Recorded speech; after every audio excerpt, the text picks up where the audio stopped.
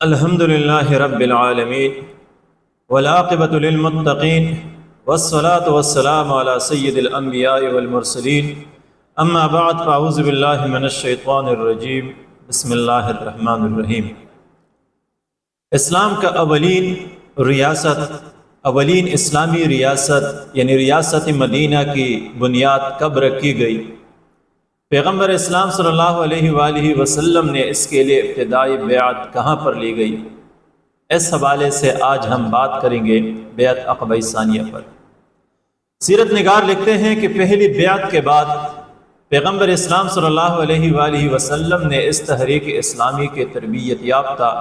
سابقین اولین میں سے ایک نوجوان سمجھدار عالم دین حضرت مصعب بن عمیر رضی اللہ تعالیٰ عنہ کو مدینہ منورہ میں دعوت و تبلیغ کے لیے بھیجا۔ حضرت مصعب بن عمیر رضی اللہ تعالیٰ عنہ نے حضرت اسعد بن زرارہ رضی اللہ تعالیٰ عنہ کے ہمراہ تقریباً 1 سال تک مدینہ منورہ میں دعوت و تبلیغ کا کام کی، جس میں ایسا گھر باقی نہ رہا مدینہ منورہ میں جس میں کوئی نہ کوئی فرد مسلمان نہ ہوا ہو۔ پھر وہاں سے موسم 13 نبوی میں موسم حج آنے سے قبل حضرت مصعب بن عمیر رضی اللہ تعالیٰ عنہ نے حکمت نبوی صلی اللہ علیہ وآلہ وسلم میں حاضر ہو کے مدینہ منورہ کی رودات بیان کی اور وہاں پر کثیر لوگوں کی قبولیت اسلام کی خوشخبری دی۔ اگلے سال حسب وعدہ مدینہ منورہ سے 75 لوگوں کا ایک وفد جس میں 2 خواتین اور 73 مرد تھے، خدمت نبوی صلی اللہ علیہ وآلہ وسلم میں مشرکین مدینہ اور مشرکین مکہ سے خفیہ منہ میں عقبہ کے مقام پر حاضری دی۔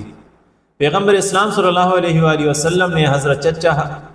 اپنے چچا حضرت عباس رضی اللہ تعالیٰ عنہ کے ہمراہ ان کے ساتھ ملاقات کی، بات کی گئی۔ سب سے پہلے حضرت عباس رضی اللہ تعالیٰ عنہ نے گزارش کی کہ اے مدینے والو، پیغمبر اسلام یہاں پہ اپنے خاندان میں اپنے لوگوں میں محفوظ ہے، ایک مضبوط قبیلہ اس کے پشت پر ہے، اور اب یہ آپ کے ہاں جانے کی بات کر رہا ہے، لہٰذا اگر یہ آپ کے ہاں آ جائے اور پھر آپ ان کی حفاظت نہیں کر سکتے تو بہتر ہے کہ آپ انہیں اپنے ساتھ نہ لے جائیں، اور اگر تیار ہے خدمت کی حفاظت کی تو پھر بات ٹھیک ہے۔ مدینے والوں نے کہا کہ ہم تیار ہیں، لیکن رسول خدا اپنی شرائط ہمارے ساتھ بیان کرے ہمارے سامنے۔ پیغمبر اسلام صلی اللہ علیہ وسلم نے فرمایا کہ بیعت کے لیے پہلی شرط یہ ہے کہ آپ سستی اور چستی دونوں حالتوں میں جانی قربانی دیں گے، تنگی اور خوشحالی یا سودگی دونوں حالتوں میں ضرورت کے وقت مال خرچ کریں گے۔ تیسری تحریک کے لیے امر بالمعروف اور نہی عن المنکر کریں گے۔ چوتھی اس راستے میں تحریک کے اس راستے میں آپ کسی ملامت گر کی پرواہ نہیں کریں گے، اور 5ویں نمبر پہ اگر میں آپ کے ہاں ہجرت کروں تو اپنی اولاد اور جان مال کی طرح میری حفاظت کریں گے۔ وفد کی جانب سے یہ گزارش کی گئی کہ اگر ہم یہ قربانیاں دے دیں اور آپ کا ساتھ دے دیں تو غلبے کی صورت میں، کامیابی کی صورت میں کیا آپ ہم سے واپس تو نہیں ہوں گے؟ اور دوسری یہ کہ اس قربانی کے ان قربانیوں کے بدلے میں ہمیں کیا ملے گی؟ پیغمبر اسلام صلی اللہ علیہ وآلہ وسلم نے فرمایا کہ پہلی بات یہ کہ آپ کی عزت میری عزت ہے، آپ کی خون میرا خون ہے، آپ کی کامیابی میری کامیابی ہے، اور آپ کی تباہی اور بربادی میری بربادی ہے، لہٰذا میں آپ کے ساتھ ہر صورت میں رہوں گا۔ اور دوسری بات یہ کہ اس تحریک کی کامیابی یا یہاں پہ اس میں قربانی دینے کے بعد اللہ تعالیٰ آپ کو آخرت میں جنت عطا فرمائے گی۔ وفد نے کہا بات تو اچھی ہے،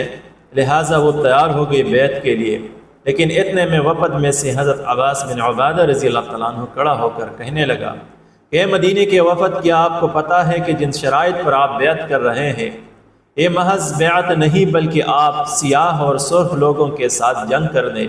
آپ یہود اور مشرکین کے ساتھ جنگ کرنے، آپ دشمن خدا اور دشمن اسلام لوگوں کے ساتھ جنگ کرنے پر بیعت کر رہے ہیں۔ اس میں آپ کے اموال تباہ ہو جائیں گے، آپ کے اشراف قتل ہو جائیں گے، تو کیا اگر آپ کے اموال تباہ ہو جائے اور اشراف قتل ہو جائے اور پھر آپ رسول خدا کو تنہا چھوڑیں گے تو اس شرمندگی سے بچنے کے لیے بہتر یہی ہے کہ آپ یہ بیعت نہ کریں، اور اگر اموال کی تباہی اور اشراف کے قتل کے لیے آپ تیار ہیں تو پھر آپ بیعت کریں، اس سے بہتر کوئی چیز نہیں۔ وفد نے کہا کہ ہم بیعت کے لیے تیار ہیں، اموال کی تباہی اور اشراف کے قتل کے لیے تیار ہیں۔ اس کے نتیجے میں ان 75 لوگوں نے رسول خدا صلی اللہ علیہ وسلم کی خاک پر بیعت کی، اور بیعت کے بعد پھر پیغمبر اسلام صلی اللہ علیہ وآلہ وسلم نے ان میں سے 12 نقیب، 12 سردار، 12 نگران مقرر کر دیے، اور فرمایا کہ جس طرح حضرت عیسیٰ علیہ السلام نے اپنے لوگوں میں سے 12 حواریین کا انتخاب کیا تھا جنہوں نے حضرت عیسیٰ علیہ السلام کے پیغام کو آگے پہنچایا تھا، لہٰذا آپ بھی میرے لیے اسی طرح حواریین کی طرح میرے 12 نگران ہوں گے، میرے پیغام کو آگے پہنچائیں گے اور اپنے لوگوں کا خیال رکھیں گے۔ لہٰذا اسی کے بعد پھر وہاں سے لوگ چلے گئے۔ بعد میں مشرکین مکہ کو فتح چلا، انہوں نے کوشش کی کہ کسی طرح مدینے کی وفد کو روکے، لیکن اس میں وہ ناکام ہو گئے۔ اب پیغمبر اسلام صلی اللہ علیہ وآلہ وسلم کے زندگی کے اس اہم موڑ اور اس واقعے سے جو رہنمائی ہمیں ملتی ہے، ان میں سے چند نکات حسب ذیل ہیں۔ پہلے ہم دیکھیں تو کسی تحریک، تنظیم، فکر، پارٹی یا ریاست کے لیے ضروری ہے کہ جس طرح پیغمبر اسلام صلی اللہ علیہ وآلہ وسلم نے حضرت مصعب بن عمیر جو کہ تحریک اسلامی کا تربیت یافتہ سابقین اولین، ایک باشعور، سمجھدار اور عالم دین نوجوان تھا، اسی کو اپنا سفیر بنا کے بھیجا تھا۔ لہٰذا سفیر بنانے کے لیے، اپنا نمائندہ کسی غیر کے پاس جانے کے لیے ضروری ہے کہ ایسے بندے کا انتخاب کیا جائے جو اس فکر اور تحریک کا تربیت یافتہ ہو، باشعور، سمجھدار ہو، اعصابی اعتبار سے مضبوط ہو اور نوجوان ہو، بصورت دیگر اس کے وہ فوائد، ثمرات، نتائج سامنے نہیں آئیں گے۔ پھر ہم دیکھیں گے کہ حضرت مصعب بن عمیر رضی اللہ تعالیٰ عنہ نے فقط عصر حاضر کی طرح وہاں پر محض اسلام کی دعوت و تبلیغ نہیں کی، بلکہ وہاں دعوت و تبلیغ سے 2 نکات سامنے آتے ہیں۔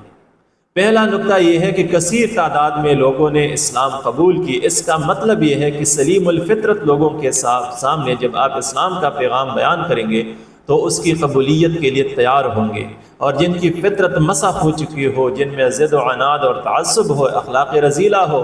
تو وہ لوگ اسلام قبول نہیں کر سکتے، نہ اسے سن سکتے ہیں، جس طرح مشرکین مکہ کے حال تھے۔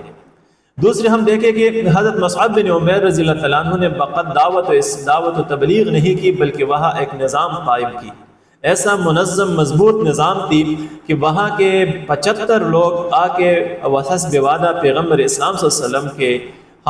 کی خدمت میں حاضر ہوئے، لیکن کسی مشرک یا دشمن اسلام یا دشمن رسول خدا کے کو اس کا پتہ نہ چلا۔ مطلب وہ اتنے منظم ہو چکے تھے، ان کی ربط اتنی منظم تھی کہ کوئی غیر ان سے باخبر نہیں تھا۔ لہٰذا تحریک یا فکر کی کامیابی کے لیے ضروری ہے کہ آپ کی ہر سرگرمی کا پتہ آپ کے دشمن یا آپ کے غیر کو نہ ہو۔ اسی طرح ہم بیعت کو دیکھیں تو پیغمبر اسلام صلی اللہ علیہ وسلم تحریک اسلامی میں شامل ہونے کے لیے یا اسلامی ریاست کے قیام کے لیے یا بنیاد رکھتے وقت لوگوں سے جو بیعت لیتے ہیں وہ 5 باتوں کی ہے۔ نمبر 1 یہ ہے کہ آپ قربانی دیں گے، جانی قربانی۔ دوسری، آپ مالی قربانی دیں گے۔ تیسری نمبر پہ آپ امر بالمعروف اور نہی عن المنکر کریں گے، یعنی اس تحریک کی پرچار کریں گے، اس فکر کی پرچار کریں گے۔ چوتھی نمبر پہ آپ اس تحریک کے راستے میں یا اس تحریک اسلامی کے راستے پر چلتے ہوئے شرم محسوس نہیں کریں گے، کسی کی پرواہ نہیں کریں گے، یکسو رہیں گے۔ اور 5ویں نمبر پہ یہ کہ اس تحریک کے سرکردہ یا سربراہ پیغمبر اسلام صلی اللہ علیہ وسلم کی حفاظت اس طرح کریں گے جس طرح اپنے اہل و عیال اور اولاد کی کرتے ہیں۔ غرض ایک تحریک یا ایک فکر یا ایک جماعت یا ایک تنظیم تب کامیاب ہو سکتی ہے جب اس کے ورکر میں یہ 5 صفات ہو۔ پہلے نمبر پہ اس ورکر کو اس تحریک یا فکر کے راستے میں اپنی جان قربان کرنا سعادت سمجھتی ہو، اپنے مال قربان کرنا سعادت سمجھتی ہو، اس تحریک کی پرچار کر سکتی ہو۔ اسی طرح اسی تحریک کے راستے پر چلتے ہوئے وہ یکسو ہو، وہ نہ تو شرم کرتا ہو اور نہ کسی کی پرواہ۔ اور 5ویں نمبر پہ اس تحریک کے وہ تحریک یا اس کے سرکردہ یا اس کے سربراہ یا اس کے قائدین اسے اتنی محبوب ہو اور ان کی حفاظت اتنا ضروری سمجھتی ہو جتنا وہ اپنے اہل و عیال کو اور اولاد کو پسند اور محبوب رکھتے ہیں اور ان کی حفاظت ضروری سمجھتے ہیں۔ لہٰذا جب ایک تحریک کے ورکرز میں یہ 5 صفات پائی جائے تب وہ تحریک، تنظیم یا پارٹی یا ریاست کامیاب ہو سکتی ہے اور اپنے عزائم اور مقاصد پوری کر سکتی ہے۔ دوسری نمبر پہ کسی تحریک یا فکر میں شامل ہونے والوں کے لیے رہنمائی یہ ہے کہ کسی بھی تحریک یا فکر میں شمولیت سے قبل آپ 2 باتوں کا خیال رکھیں۔ پہلا نمبر پر یہ رکھے کہ اس تحریک یا تنظیم میں یا فکر میں جب اپنی صلاحیت، اپنی جانی اور مالی قربانیاں دوں، وقت لگاؤں، تو اس تحریک کی کامیابی یا مقاصد کے حصول کے بعد ہمیں کیا ملے گا، ہماری پوزیشن کیا ہوگی۔ لہٰذا اگر اسے اپنا پوزیشن معلوم ہو تب اس تحریک میں جائے، اگر پوزیشن معلوم نہ ہو تو اس سے کنارہ کش رہنا ہی بہتر ہے۔ دوسری یہ کہ اس کو یہ پتہ ہونی چاہیے کہ تحریک میں چلنے یا قربانی دینے، جانی قربانی دینے کے بدلے میں اسے کیا ملے گا۔ اگر اس کا مد نظر آخرت ہو کہ اسے جنت ملے گا اور جنت ملنے پر وہ خوش ہے، تب وہ اس تحریک میں چلے جائے اور اس کو وہاں پہ کامیابی ضرور نصیب ہوگی۔ یہ دولت، یہ شہرت، یہ عہدہ، یہ منصب، یہ سب کچھ خود بخود آتی ہے، لیکن مد نظر اس کا جنت یا آخرت ہونی چاہیے۔ لہٰذا کسی فکر میں یا تحریک میں شمولیت سے قبل ورکرز کے لیے یا شامل ہونے والوں کے لیے دو باتوں کا خیال رکھنی چاہیے کہ ہمیں کیا ملے گا، اور دوسری اس تحریک کی کامیابی کی صورت میں اس تحریک میں ہماری پوزیشن کیا ہوگی۔ پیغمبر اسلام صلی اللہ علیہ وسلم نے بیعت لینے کے بعد وہاں پر اپنے 12 حواریین یا 12 نقیب یا 12 سردار مقرر کیے اور ریفرنس میں حضرت عیسیٰ علیہ السلام کی سنت یا طریقہ پیش کی۔ لہٰذا آپ تک کسی تحریک کے سرکردہ، قائد یا سربراہ کی بات پر یقین رکھے جب مستقبل کے حوالے سے آپ کو ریفرنس قرآن یا سنت نبوی یا پیغمبر اسلام صلی اللہ علیہ وسلم کی زندگی سے دے۔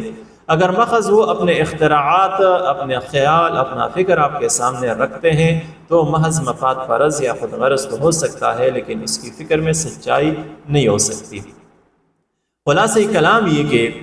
اگر آپ چاہتے ہیں کہ آپ کی فکر یا تحریک کامیاب ہو جائے تو اس کے لیے آپ اپنا ایسا سفیر کا انتخاب کریں جہاں پر بھی آپ بھیجتے ہیں کہ وہ وہاں پر ایک نوجوان ہو، باصلاحیت ہو، سمجھدار ہو اور اسی تحریک کا، فکر کا تربیت یافتہ ہو۔ دوسری دعوت و تبلیغ کے لیے یہ بات سامنے آ گئی کہ محض کسی نئے علاقے میں دعوت و تبلیغ کا کام کرنا ہی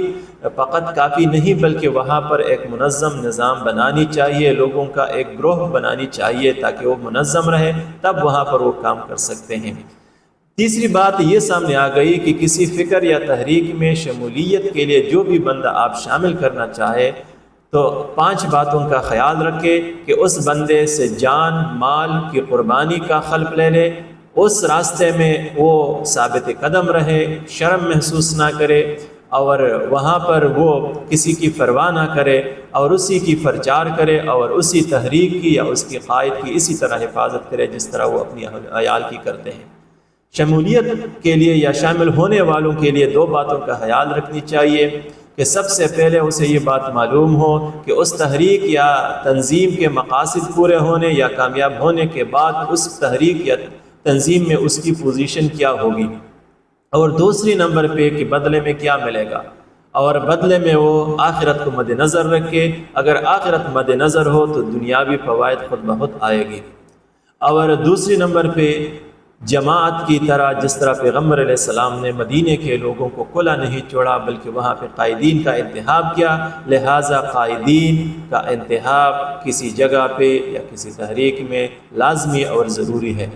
رب کائنات سے دعا ہے کہ انہی باتوں پر ہمیں عمل کی توفیق عطا فرمائے۔ وآخر دعوانا ان الحمد للہ رب العالمین۔